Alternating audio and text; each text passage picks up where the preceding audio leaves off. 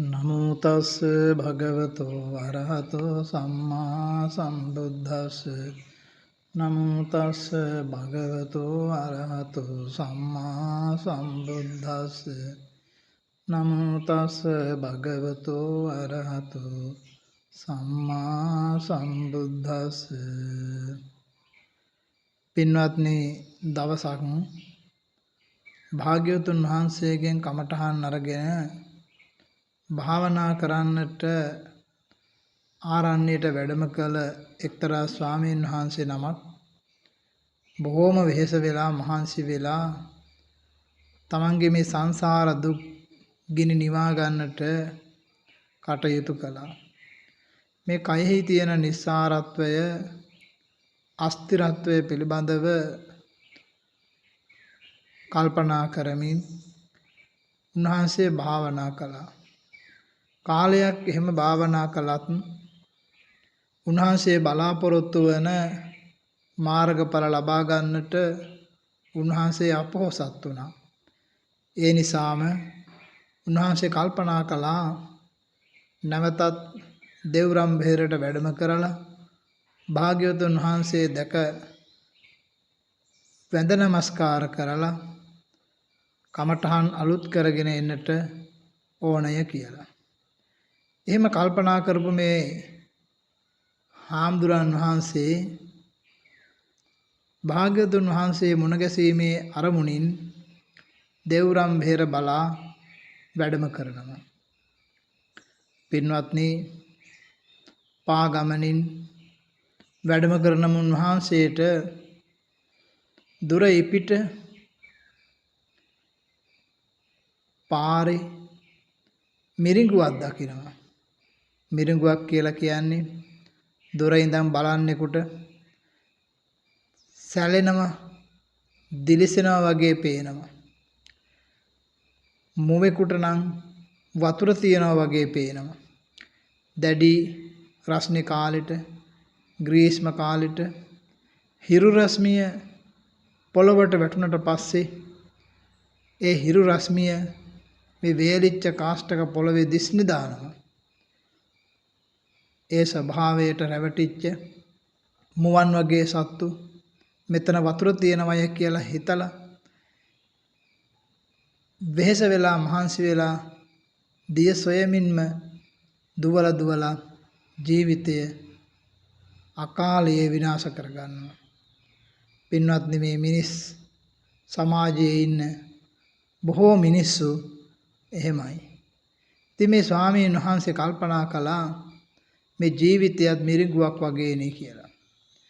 ඉපදෙනවා, කාලයක් පවතිනවා, නැති වෙලා යනවා. ගත යුතු දෙයක්, මමය මගේ කියලා දෙයක් මේ ජීවිතය තුළ ඇත්තේ නැහැ. මිරිඟුව වගේ සමීපයට යනකොට කිසිවක් දකින්නේ නැහැ. ඉතින් මේ පිළිබඳව කල්පනා කර වැඩම කරන මේ හාමුදුරන් වහන්සේට වෙහෙසයි. ඒ වෙහෙස නිසාම උන්වහන්සේ කල්පනා කළා ටිකක් විවේක ගන්න ඕනේ කියලා.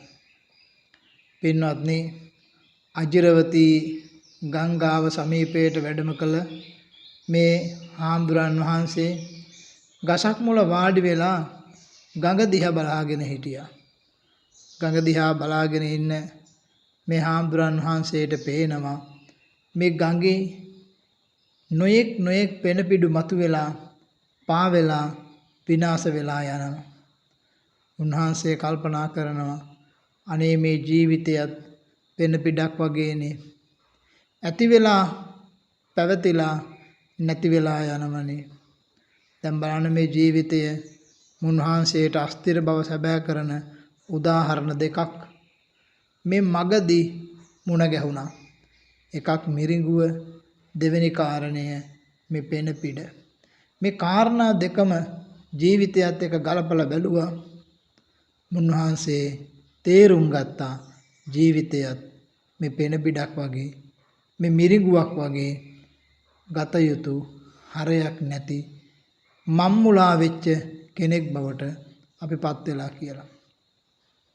පින්වත්නි, මේ වෙලාවේ මේ උන්වහන්සේගේ සිතවිල්ල දකින භාග්‍යවතුන් වහන්සේ උන්වහන්සේට ධර්ම දේශනා කරනවා. ප්‍රඥාවන්තය බුද්ධිමතා මේ පංචකාම බන්ධනය කියන මේ භයානක බැඳීම ක්ලේශ ධර්මයන් සසර දුක උපදවන බවත් ප්‍රඥාවන්තයා මේ සසර බැමි පස්කම් සැප එහෙම නැත්නම් පංචකාමයන් ආර්ය අෂ්ටාංග මාර්ගයේ නැමැති ආයුධයෙන් කපලා සිඳලා විනාශ කරනවා කියලා. අන්න ඒ පුජ්‍යලයා සදාකාලිකවම සසර සැනසීම ලබනවා නිවිච්ච පුජ්‍යලයක් බවට පත් වෙනවා කියලා භාග්‍යවතුන් වහන්සේ ධර්ම දේශනා කළා. පින්වත්නි අපිත් ඇසින් කනින් නාසයෙන් දිවෙන් ශරීරයෙන් මේ ඉඳුරන් පිනවමින් කාලය ගත කරලා අන්තිමේදී මැරිලා ගිහිල්ලා දුකකට වැටෙනවා. ඒ නිසා කල්පනා කරන්න මේ පංචකාමයන් නිසා විඳින තෘප්තිය සැපේ తాවකාලිකයි සසරට දුක උපදවන්නක්. ඒ නිසා පින්වත්නි නැන නුවණ යොදවලා කටයුතු කරමු. රැවටෙන්නේ නැතුව යථාර්ථය දැකලා පින් කරගමු. තෙරුවන් සරණයි.